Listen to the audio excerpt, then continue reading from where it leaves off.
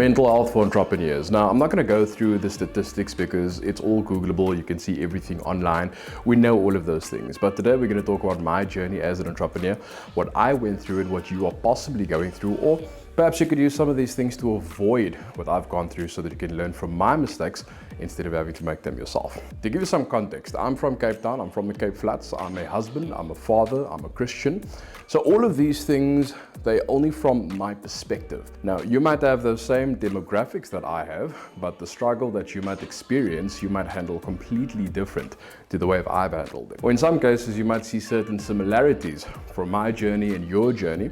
And what might have helped me could potentially help you. And what might not have helped me, you might avoid. So take it with a pinch of salt. And remember, everyone has their own journey.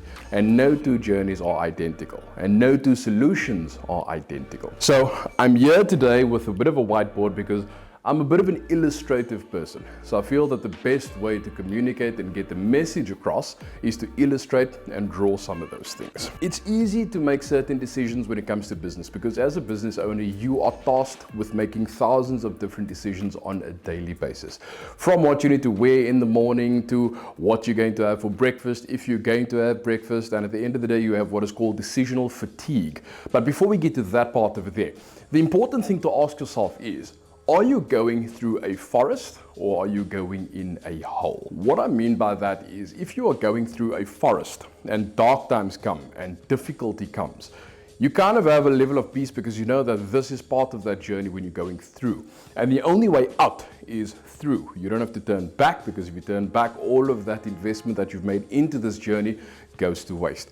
But if you are going through, you kind of have solace that it gets worse before it gets better. If, however, you're going into a hole, that means that you're just digging yourself deeper and deeper and deeper. And the more resources, time, effort, and money you're putting into this thing only puts you deeper and deeper and deeper into that hole. So in anything you do, in any situation that you find yourself in, you need to ask yourself the question, are you going through a forest or are you going through a hole? Decision making is a very difficult thing because it's easy to make a decision when you are faced with the option of right or wrong. Even if you make the wrong decision, later down the line, you can always track back and say, okay, this is where I messed up. This is where I shouldn't have done what I've did. This is why I should not have made this decision at that point in time. As a business owner, very seldomly do you get faced with decisions that are right or wrong. It's usually, do I go left or do I go right? Some people will say you must go left in a situation like this. Some people will say you go right in a situation like this. So you never really know who to follow. And as a result, you are left to your own devices. And a lot of the time, if you're like me, you never really had a level of accountability and an external group of people that can look at your situation from an outside-in perspective and say, maybe not there. Based on where you are going from a contextual perspective, if you go there, these are the consequences and ramifications of what happens if you go there. If you have mentors, I highly suggest that you do have a mentor or a coach or someone that you can just bounce ideas off, whether it's your pastor or spiritual leader, whether it's an accountant from a financial management and a financial decision-making process, or even an attorney if it's something that requires a bit of legal guidelines and framework. It is always good to consult the minds, and especially from people that are outside of the organization. They tend to be more impartial, they tend to be more objective, and they don't see things from an emotional perspective like you might see it. So when I finished my studies, I based my thesis on this concept over here. It's called the growth dynamics scale. So picture this vertical line over here. This is your money line. So let's say at the top of this money line is $1 million, and that is profit. And let's say at the bottom of this, that is $1 million debt or loss. I'm just using this for the sake of numbers. In your case, you might use it your own. Obviously, in the middle, this is 0. Now, usually when you start in business, this is the point you're starting at. Now, this is your money line perpendicular to this. This is your timeline. Now, when you're starting out in business, I usually say that there's 6 different stations you start by before you get to a point of success in business. But over here, this is where most of us start. And this is where I started as well. Keeping in mind that I didn't come from money. I didn't come from a big inheritance where I could start a business and, the risk is severely mitigated. I had to go through a lot of these mistakes. Now, when I started my business journey, I just came out of corporate. I measured it quite well, finished my degree, and then I worked into the corporate, or I went into the corporate world, worked there for 3 years, got promoted to management within the first year. And after that, I felt, okay, I'm growing too ambitious for the position that I find myself in. And the only way to do that is to start my own business. Now, keeping in mind, at that time, I didn't have any kids. I didn't have a bond. I was still staying with my parents. So the exit window was perfect. In the event of a worst case scenario, if I crashed and burned, I could just go back into corporate with my newfound entrepreneurial experience and the previous corporate experience that I've acquired as well. And I should be fairly employable. Now, the first business we started was a candle manufacturing business. And of course, we went through all the teething issues and we've learned along the way. And during the time, because at this point of the year, we started the climb. Because at this point of the year, you start learning the fundamentals of business. You start learning how to do your income statement, your balance sheet, your cash flow analysis. You start understanding marketing a bit better. You understand social media marketing, trends, what works for your industry, what works for other people's industries.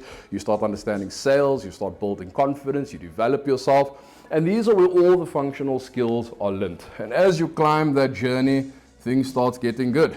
You know, people start giving you the compliments that you need, and obviously that fuels your motivation and it fuels your confidence even more. We then got to a point where we felt, okay, you know, I need to get out of the candle business because the input versus output just didn't make sense. Because I started winning awards for that business.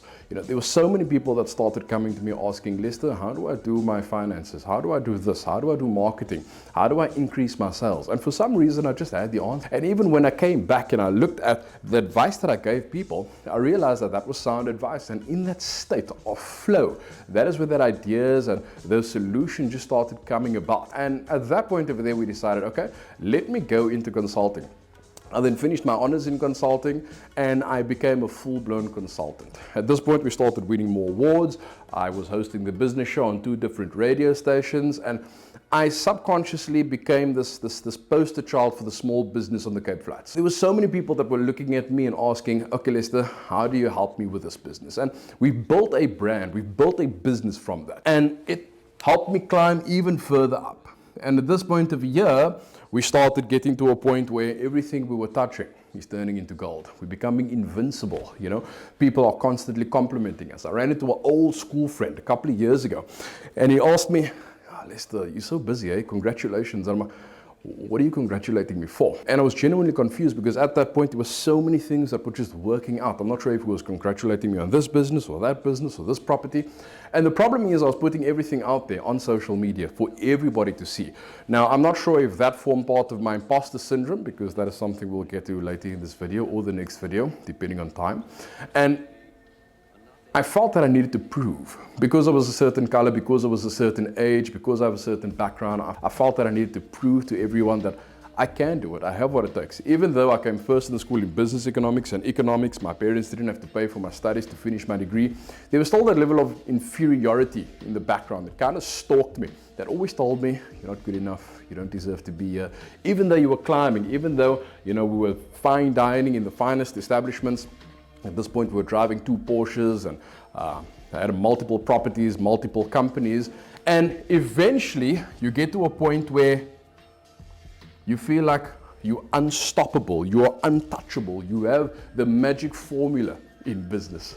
And this is when we reach your peak. If you are here, right, a word of caution, and nobody gave me this word of caution, is you are never at a level where you are indispensable. The very thing that builds you up is the same thing that takes you down. We've seen this over and over. It's one of the most predictable stories in business, in movies. In business or in movies, they call it the superhero's arch, where they start off well and then the fall comes and then they start climbing again. Everybody, they listen to these motivational videos and they talk about entrepreneurs, they wire in a certain way, they jump off a cliff and they build an airplane on the way up. What they don't tell you is that 95% of people die at the bottom. They never get to build that airplane. They never get to take that curve. They never get to lift off. When we were at this point of the year, this is when we peaked. And what then happened is our management system started becoming a bit relaxed. We became a little bit complacent. Pride came in. And because we felt that we were untouchable and we could go wide and we could go fancy too early, that is when the fall started. You're kind of telling yourself your own story. You're saying, okay, you know what? You know, everybody goes through a bit of a dip. It's nothing to be alarmed about. It's nothing to worry about per se.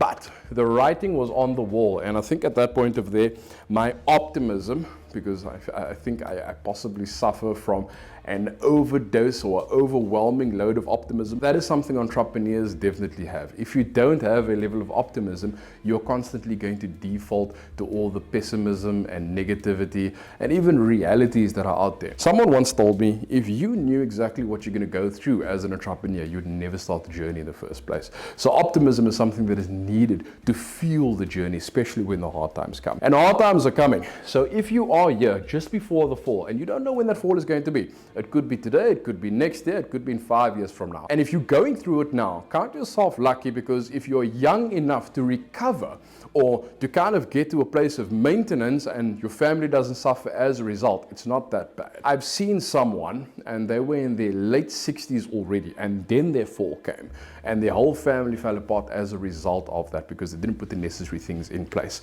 A word of caution, if you are here, please speak to a financial planner, speak to your accountant, speak to a business advisor, and make sure that that trajectory continues to go up, or it gets to a point where even if it plateaus, that's still somewhat okay, because it's better than the fall, it's better than the decline. Make sure that your business is relevant, make sure that you understand all the trends, because if you're looking at companies that were big once upon a time, like BlackBerry, at one stage they owned 56% of the smartphone market. Where are they today? They're nowhere to be seen. The same with Kodak, same with a lot of other companies that are out there. When you are there, never feel that you are invincible, never feel that you can never fall. I saw this video on social media, and I think it was Robert De Niro that was around the table with a few other actors, and he said, when you reach a certain milestone, relax, enjoy the moment, but get back to work. He's seen people come and go and come and go in this industry, and he's obviously been in this industry for 5 or 6 decades by now. So he has a level of reputability, a level of sustainability, so he can share that. So when you're at your very peak, don't think that you are invincible. So that was part 1 of Mental Health for Entrepreneurs. Stay tuned for part 2, which is going to be released within the next few days.